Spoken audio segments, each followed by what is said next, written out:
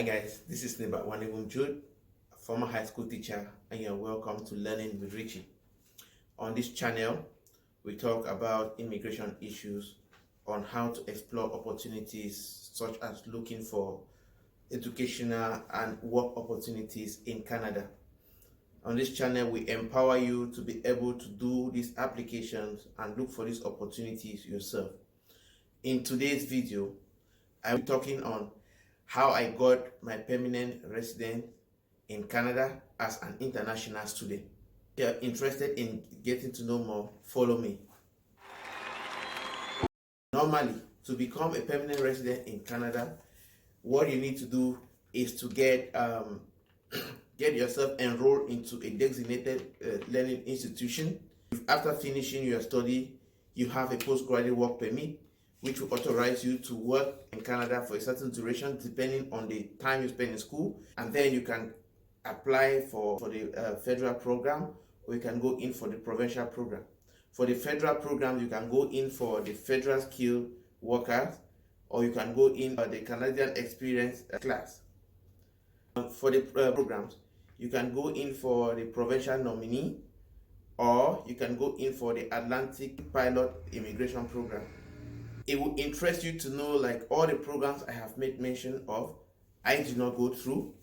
So why I came to Canada, currently I'm still here, I'm still here as an international student, and I was kind of like doing some part-time work since I got here in one of the essential services with mental issues, so helping them to have a better life, helping them to develop life skills, and to be able to be independent.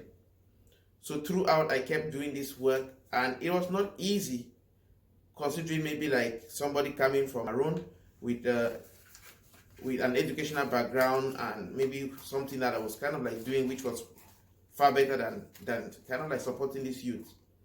But then I kept doing it, and just to support myself in school. So the plan was maybe to get my wife to kind of like apply. So we have this program, what we call the Crtpr Program was launched. An international student, I came here with my wife, and she had been working. So we had our options were either maybe I finish school and I get maybe a postgraduate work permit, and after working for some time, I apply for our permanent resident, or she could work, since she came here on a work visa, she could work and accumulate a certain number of years, like years of experience, and then apply as a primary applicant, and we go under her.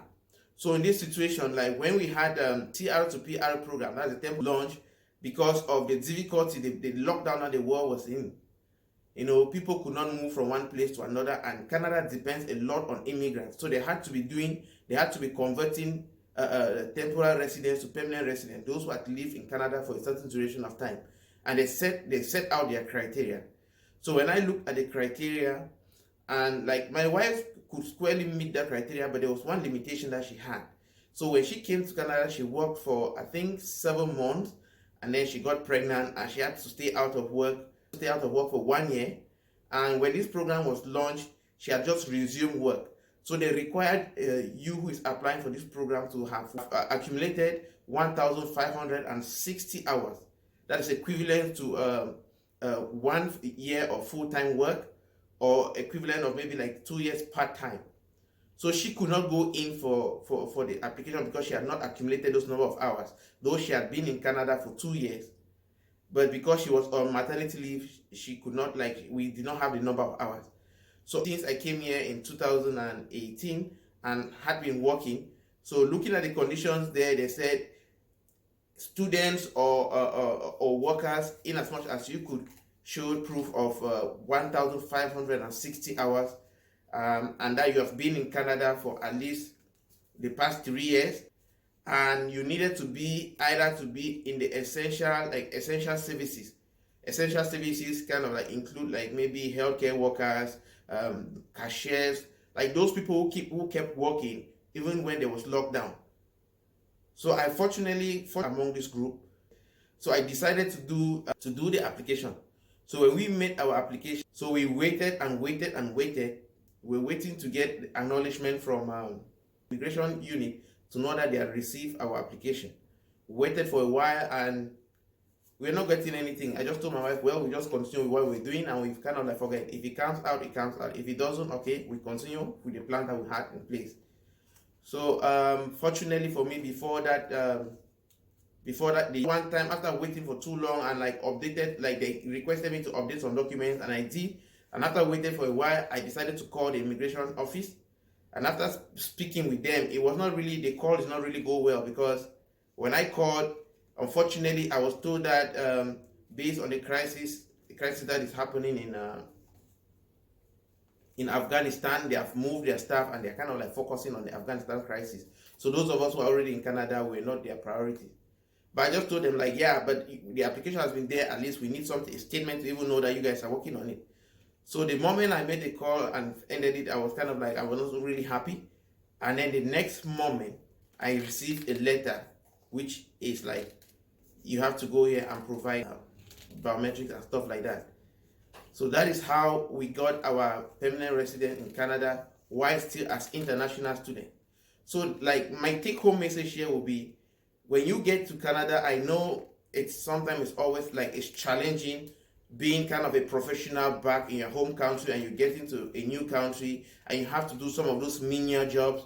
And sometimes there you might, the experience there might be different from what you had back home, But just keep yourself, like encourage yourself, have a plan, keep working. You have to start from somewhere to get to somewhere. Sometimes those things that we're doing at the moment that we are not really comfortable with will be that thing that will be your breakthrough. In my own case, I was just doing it to support myself here as a student to have like kind of like pocket money. And finally, it ended with my rejected stone that became the cornerstone. So whatever you come here to do, just keep doing it and be positive. Have your eyes open. The system will always have like different programs that will come up and they will come out and close. So just open your eyes and keep doing things. When it comes, when the opportunity opens, you put the application and that is it. Before you know, your story has changed.